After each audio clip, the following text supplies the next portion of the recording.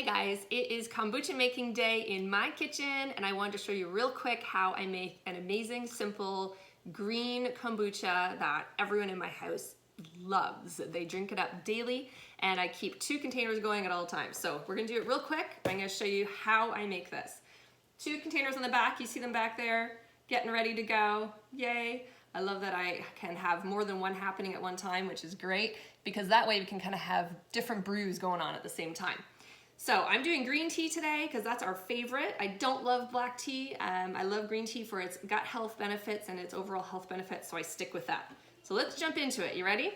We're gonna use 1 cup of sugar because why? Your kombucha bacteria, the good healthy bacteria, eats sugar. So we're gonna do 1 cup of sugar and I'm using organic cane, made from organic cane syrup. I'm using cane sugar. But another one that I really like using is coconut sugar. This is actually the only sugar I keep in my house. So it's what it gets used for. So we're gonna dump that into our pot and then we're gonna do 4 cups of hot water. So we boiled our water. You ready? Here we go. 1, I have to count it loud because otherwise I totally lose track. 2, 3, 4, there we go. All right, stir that around. We're gonna get that melted. You just want the sugar to melt down. Now while I'm doing that, let's talk for a second. Why kombucha? Well, gut health, right? We're all talking about gut health lately. We've talked a lot about building up the good bacteria.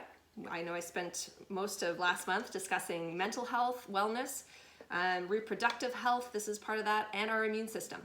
So when your gut is happy, the rest of your body functions at its optimum health benefits. So kombucha is just a really simple way. I also take a probiotic every night at bedtime to restore the proper health and gut balance, bacteria balance back into your gut. So kombucha is just a yummy way to do that. And again, if you have tea lovers and iced tea lovers in your family, get rid of the sugar crap, right? That you buy and all that store-bought stuff, and let's do it this way. Okay, so we've got our yummy sweet water in there, and our SCOBY, which is the good bacteria, is gonna eat all that up over the number of days that we are brewing this. So I've got my green tea base. I'm using one from Steep Tea, because they have one that's specifically for kombucha, and it's a nice way to support fellow mamas doing their biz. So we are gonna do 6 teaspoons, not 6 cups, 6 teaspoons. 3, if you like black tea, there's a black tea base you can do. 4, 5, I have an oolong one that I like too.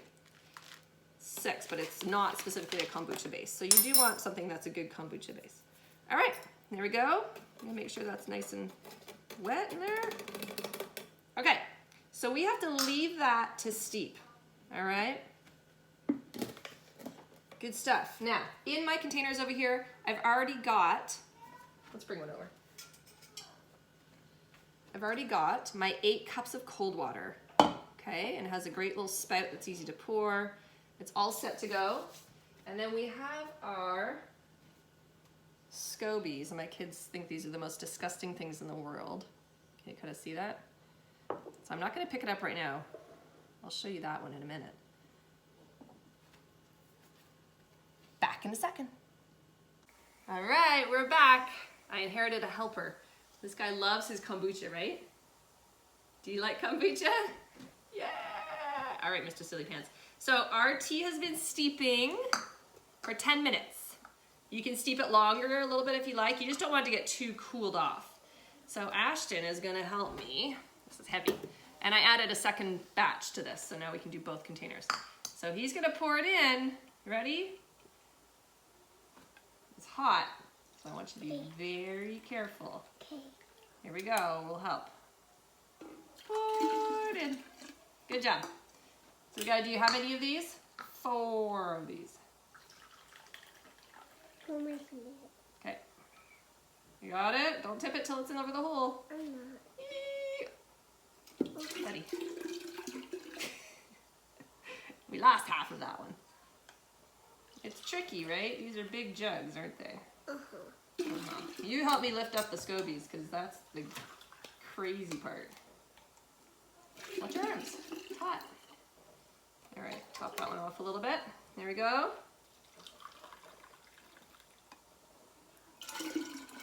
Looks good. Now we don't need the measuring cup for this one. I just remembered. Oh, I'm gonna get the measuring cup. No, we don't need the measuring cup, Eddie. We don't need it, I just said. I'm just gonna pour in. Here we go. The rest goes in. Now we've added this to cold water, remember? Nope, that's for later. You know what to do with these. That's for when we do a second brew. All right. Here we are. So feel the jars. How do they feel? Hot, cold, or in between? Cold.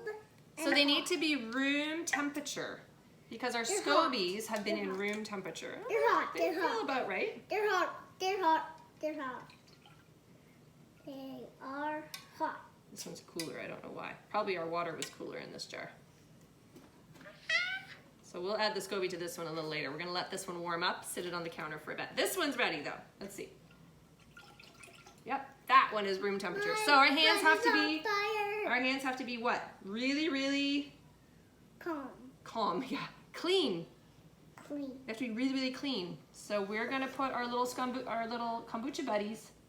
Can you pick up one SCOBY and put it in the jar?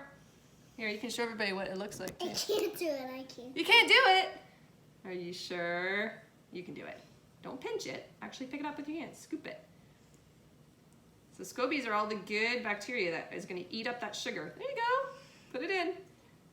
What does it feel like? Put another one in. It feels squishy. Feels like snot. That's what my older son said. Zaki said it felt like snot. Plop them in there. Bloop. Okay, I think that's it for that jar. Yeah, that's for the other jars, I think. Is there one more on top? No, this little one right there on top. Right there. That one. Yep, so put that one in. And then the other one can go in the other jar. Ew. Gently, put it in. Yay! Here we go. Ew. It's ready to go on the counter. Can I do the other one? And we're going to take a cup of our starter kombucha to help it keep growing. And we're good to go. Nope, not that. I want that. to. Pour that one in. We needed a little bit more. It wasn't full. Pour it in. Yep. Nope. Pour it in. Okay, you want to put its black cape on? We're going to let this jar get a little warmer. It's not quite ready. All right. Here's his cape. So kombucha thrives in the dark. We put on a napkin to let it breathe. So nobody's exploding anywhere. As it brews. Okay, I'm not doing it anymore. You're not doing it anymore? You don't want to put his cape on? No. All right. And there's these handy dandy. You can just use a black towel or something. This kit came with a nice. There you go. We cover him up in his little black shroud. And that's it. That one's going to sit on the counter along with this one for about 7 days. I test it usually on day 7, 8. If you like it a little more fizzy, a little more fermented, then you leave it maybe till day 10. And you want to keep it in not a cold spot. You want it in a good room temperature or a little bit warmer spot. And you want it out of direct light. There you go. When we're done with that one, so usually on day 7, I grab one of these little babies, or you can grab any kind of glass bottle. I like to add in a fruit tea, something herbal, something yummy with some fruity flavor, loose leaf. Put about 2 scoops into this jar. You fill it with your kombucha green tea, put the lid on, pop it under a tea towel or something dark for about 3 to 4 more days. You can burp the lids after day 2 if you think it's extra fizzy, and then stick it in your fridge and you are good for a few weeks. It is so good. Now these never last for a few weeks in my house, just so you know. They are drunk up, I don't know how to say that. They get used up so fast. All right guys, any questions on that, let me know. I can hook you up with some of this stuff, but this is definitely something I recommend you do. If you're doing the cleanse, if you're in the cleanse portion of the program that we do, with our doTERRA products, you can do this after your GX Assist round. So I wouldn't be doing this so much during, you could still do it all the way through. You could drink it all the way through. But I prefer when we're taking those 10 days to do the GX Assist. Those are a good 10 days to be letting this stuff brew. All right, so just a little tip. This is how I do it when I'm on the cleanse. When you're in your GX Assist 10-day portion of the cleanse, mix this up. Let it sit, let it brew, and when you're done, you're gonna get this going in your gut while you're pouring in all those good probiotic PB Assist vitamins. You're gonna be doing that the following 10 days and further on, all right? Really yummy, really good. You can even add your oils to this after the fact. So I add wild orange, tangerine, grapefruit, lemon, lime. All of those are really yummy in the fruit teas after the second brew, or even just once you're done, you put it in your glass, add a drop or two of your favorite oil, and away you go. I hope that was fun. I hope that was helpful. Any questions, just post them away.